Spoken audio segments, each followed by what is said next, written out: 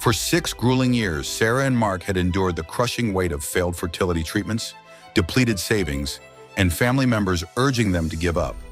When their final attempt succeeded with twins, it felt like divine compensation for their suffering. But as Sarah's belly grew alarmingly large and complications arose, the emergency ultrasound revealed something the medical team had never anticipated. For exactly 6 long years, Sarah and Mark had been trying to become parents. 6 years of being trapped in the emotional roller coaster of infertility, temperature tracking, hormone injections, scheduled intimacy, and prayers that went unanswered. They have celebrated with friends and family while secretly wishing it was them. Their bank account reflected their determination. Fertility treatments had drained their savings, with each round of IVF costing more than the last one. The financial strain was nothing compared to the emotional toll, though. What had started as a journey they faced together had slowly created distance between them. Mark still held Sarah when she cried after each negative test, but she could feel him pulling away, protecting himself from another disappointment. Family gatherings had become battlegrounds. Mark's parents, while well-intentioned, had started bringing up other options. Each suggestion felt like a needle, poking at the dream Sarah couldn't let go of. When their doctor suggested one final treatment using their last viable embryos, Sarah and Mark had a long, difficult conversation. This would be it, their last attempt before looking at other options. They put everything they had, emotionally and financially, into this final try. The 2-week wait after the embryo transfer was excruciating. Sarah avoided taking early pregnancy tests, unable to face another negative result. When her period was 3 days late, she finally worked up the courage while Mark was at work. Her hands trembled as she waited for the result. 2 pink lines appeared, clear and unmistakable. Sarah sat on the bathroom floor, staring at the test until Mark came home. When he found her there, tear-streaked and clutching the positive test, he dropped to his knees beside her. They held each other, afraid to believe it might actually be real this time. Their first ultrasound appointment came with anxiety. The technician moved the wand slowly across her skin. The technician paused, adjusted something, and then turned the screen toward them with a smile. Sarah and Mark stared at the grainy image, trying to make sense of what they were seeing. The technician pointed to 2 distinct shapes on the screen. Not one baby, but 2. Twins. After years of emptiness, their hearts and home would soon be filled with 2 children. Sarah covered her mouth as tears spilled down her cheeks. Mark squeezed her hand so hard it almost hurt, but she welcomed the pain. Proof that this moment was real. Their celebration lasted exactly 3 weeks before life threw another challenge their way. Mark came home early one Tuesday, his expression telling Sarah everything before he spoke. Her company has relieved him of his duties. As if responding to the stress, Sarah's body rebelled.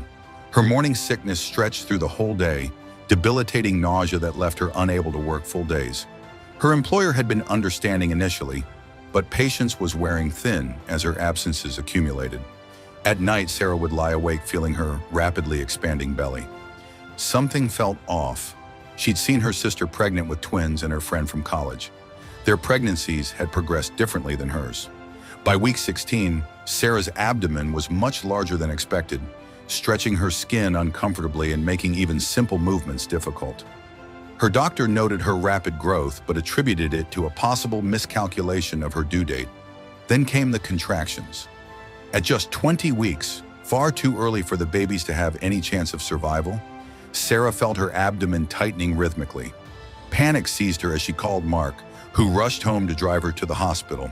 The ride was tense and silent, both of them too afraid to voice their fears aloud.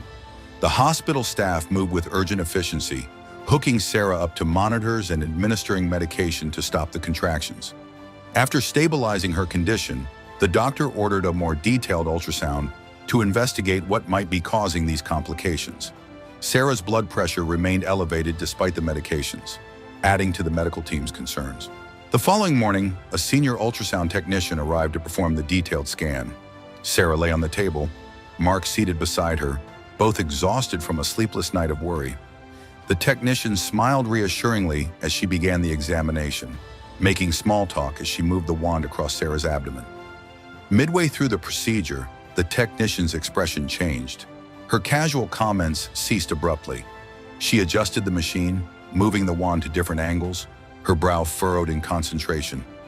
Sarah exchanged worried glances with Mark as the technician excused herself, saying she needed to consult with the doctor. Left alone in the dim room, Sarah gripped Mark's hand tightly. Something was wrong. She could feel it. After everything they'd been through, were they about to lose their miracle babies? The door opened to reveal not just the technician, but the doctor and two specialists Sarah hadn't met before. The group approached with serious expressions that did nothing to calm her racing heart. The doctor took over the ultrasound, moving the wand deliberately as he studied the screen. He turned to face the anxious couple. In a careful, measured tone, he explained that they weren't seeing twins as previously diagnosed. Sarah felt her world narrowing, darkness creeping in from the edges of her vision. Not twins. She was losing her babies. All these years of fighting, and now this cruel twist. The doctor continued speaking, his words cutting through her spiraling thoughts. They weren't seeing twins, he repeated, because what they were actually seeing were 6 separate fetuses, 6 distinct heartbeats. Sarah was carrying sextuplets. She burst into tears as the revelation sank in. 6 babies. The numbers echoed in her mind, one for each year they had struggled and waited. The doctor was explaining how rare this was, approximately 1 in 4.7 million pregnancies. But Sarah barely heard him. 6 babies, from empty arms to more children than she could hold at once. Their story reached local media, who shared it with compassionate fascination. Suddenly, Sarah and Mark found themselves at the center of unexpected attention and support. A company in a neighboring town reached out to Mark with a job offer that included better health benefits than his previous position. A real estate agent who had read their story helped them find an affordable house with enough bedrooms for their suddenly expanding family.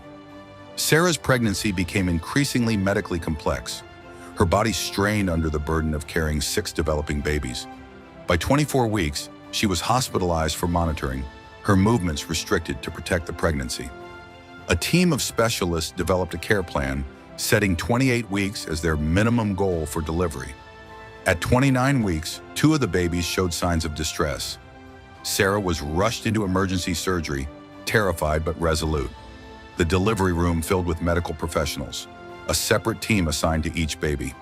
Mark, dressed in surgical scrubs, held Sarah's hand as the C-section began. One by one, 6 tiny babies entered the world, each weighing less than 3 pounds. 3 boys and 3 girls, all alive. The community's support intensified after the births. Volunteers organized meal deliveries for Sarah and Mark. Local businesses donated essential supplies. Gradually, the babies grew stronger. First one, then another, and eventually all 6 came home, transforming their house into the home Sarah had always dreamed of. The chaos of 6 infants was overwhelming, exhausting, and exactly what Sarah and Mark had spent 6 years praying for. From the depths of infertility to becoming parents of 6, their journey had transformed from heartbreak to overwhelming joy. One precious child for each year they had waited. Have you ever received unexpected news that completely changed the course of your life? How did you adapt to a situation that was different from what you had planned?